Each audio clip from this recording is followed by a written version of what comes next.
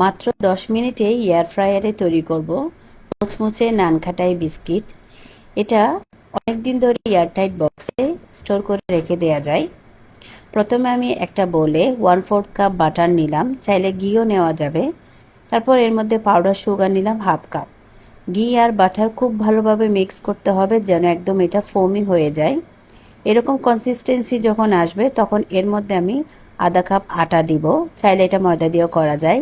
1/4 cup বেসন, তারপর 2 table চামচ সুজি, 1/2 চা চামচ বেকিং পাউডার, 1/4 চা চামচ বেকিং সোডা। এখানে চাইলে একটু এলাচের গুঁড়া দেওয়া যায়, আমার কাছে ছিল না তাই আমি দিইনি।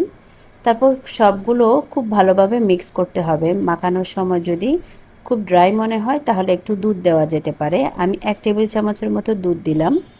তারপর খুব ভালোভাবে আমি ডোটাকে রেডি করব। তারপর আজকে যেহেতু আমি এয়ার ফ্রায়ারে করব, নিচে আমি একটা বেকিং পেপার বিছিয়ে দিয়েছি। তারপর চামচ দিয়ে আমি এবার বিস্কিটগুলো বানাবো যাতে সবগুলো একই সমান হয়। বিস্কিটগুলো সব আমি এয়ার ফ্রায়ারে দেওয়ার পর মাঝে একটু হালকা চেপে আমি এখানে কিছুটা বাদাম দিব। আমি আজকে পেস্তা বাদাম দিচ্ছি, চাইলে এখানে কাঠবাদাম, কাজু বাদাম যেটা থাকে সেটাই দেওয়া যায়।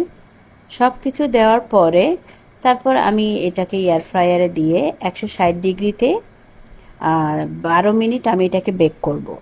কিন্তু 12 মিনিটের আগে আমার এটা হয়ে গিয়েছে। তারপর বিস্কিটটা হয়ে যাওয়ার পর এয়ার ফ্রায়ারে আমি আরও বন্ধ এয়ার ফ্রায়ারে 2 থেকে 3 মিনিট রেখেছি, এতে বিস্কিটটা খুব ভালো মুচমুচে হয়। চাইলে এটা আপনারা ট্রাই করে দেখতে পারেন। আজকে এ পর্যন্তই। আসসালামু আলাইকুম।